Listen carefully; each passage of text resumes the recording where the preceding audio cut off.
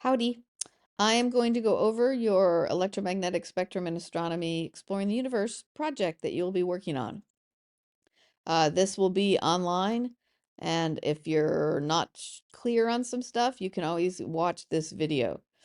Okay, so what we've gone over so far is we've talked about light, the qualities of light, how light can be reflected, absorbed, refracted, light. Then we went into the electromagnetic spectrum, which is the spectrum of light wavelengths. We can see the visible, but we talked about all the other wavelengths that we cannot see, that we can detect. We went through all that. We talked about spectroscopy and how that can be used to determine what elements of the periodic table of the universe might be located in a star or in a planet. Why we've done this? We've done this to kind of lead us into a little bit of astronomy. Kind of the interesting part of astronomy is the electromagnetic spectrum is used extensively to study things that we are not going to be able to visit, at least not right now. So we cannot go to a star that is 100 light years away because we would be dead by the time we got there. So we can study it by looking at what wavelengths of the electromagnetic spectrum does it emit. We can detect those, and then we can learn things from that. So if you look, and I'm not going to read it for you because you can read it on your own, this description here goes into the role that the electromagnetic spectrum plays in studying astronomy, and it plays a big role. So most of what we know about things, especially outside of our solar system, are known because of detectors, telescopes that can detect the different wavelengths, and then what we can learn from those different wavelengths. So go ahead and read this. We will read this in class. Okay. You have a copy of it online. What you are going to do is you're going to pick a celestial object. We've studied those too. We talked about planets, exoplanets, stars, what a galaxy is, what a nebula is, what a black hole is. There are different forms of stars, okay? You need to pick one that has been studied and looked at in different wavelengths of the spectrum. So besides visible, okay, you know, infrared is very common, microwaves, gamma rays, and so on. So you're going to pick one. Again, pick one that has been studied enough that, first of all, you find it interesting and that you're going to be able to collect material on it. Then you're going to investigate how it has been observed. So what tool did they use? Now, there are many more things out there besides the Hubble and the James Webb. Those are the two that we are most probably familiar with because they're in the media the most, especially the James Webb recently. But there are lots of different telescopes out there. There are radio telescopes that exist on Earth. There are other telescopes that other countries have put up there that look specifically at a specific part of the spectrum. So when you're looking up the object, also look how it has been observed. So you're going to first talk about your object. So you're going to have to give us some information about it, some general information about that object. What is it? Tell us what's known about it. Okay, give us some general information. How far away is it? And so on. Then you will talk about how it's been observed. Okay, so what has observed it? What has taken pictures of it in the different electromagnetic spectrum wavelengths? Then you're going to analyze the findings. So once we might look at something and say, oh, that looks really cool in the infrared, and it may. But what did we learn from that? Okay, so we learned different things from looking at different wavelengths of the spectrum. So what was learned about that object when we took a picture of it in, let's say, the infrared or the microwave or the visible light? Okay, what did we learn about it? If we're looking at the visible light and we use spectroscopy, we may have learned that it has hydrogen on it, that it has carbon on it.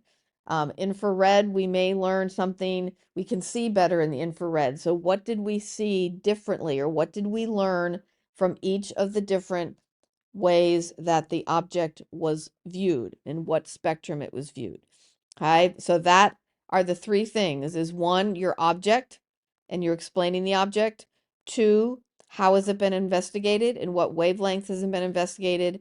And then three, what did we learn by studying each of those wavelengths? Okay.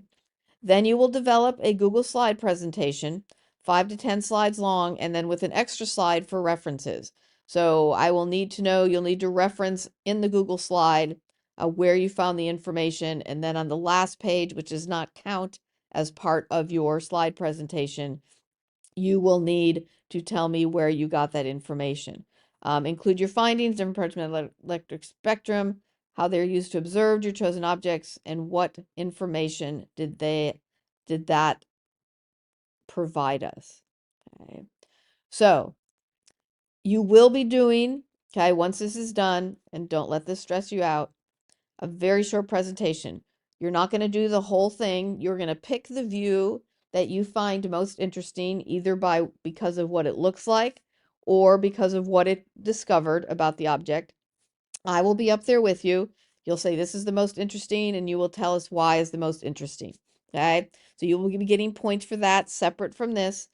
Again, not meant to be stressful, just meant to get you up in front of people in a very non-threatening kind of way. And like I said, I will be up there with you, and I will ask any questions that you need to answer, so you don't have to worry about getting stressed and forgetting what you were going to say.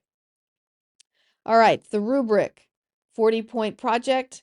So 40 points, selection of the celestial object and the visual representation of the object in different wavelengths. So you'll pick the object, and we'll talk about that. But then once you've picked it, what this involves is you showing us pictures of how it looks in the different wavelengths in which it has been studied. So depending on the object you pick will depend on how many pictures you will need. Some objects have been studied in more wavelengths than others. Okay, so this is showing us the wavelengths, okay, that have been studied. Analysis of findings. What did they find by looking at each of these wavelengths? Here's a picture of the infrared. From the infrared, we learned that this nebula or this galaxy, and you will talk about or list the qualities that that scientists learned about that object based on the wavelength. So this can all be connected together. So then what tools did they use? So they took this in the infrared using this telescope, and here's what they found about this object. So those three things, wavelengths, what they found based on that wavelength, and what tool was used to detect that. Okay, what tool was used to detect that to allow us to see it in that specific wavelength. Okay, so wavelengths, what they learned from that wavelength, and what tool was used in order to detect it in that wavelength. And then your Google slide presentation. Is it engaging? Um, is it clean? Is it not overly busy? Does it answer all the questions?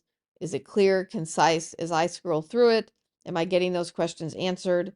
Is it nice and neat? Does it look good? Okay, does it look good? So that is 10 points. So the majority is content, and then how you present that content is the last 10 points of the 40 points. Okay.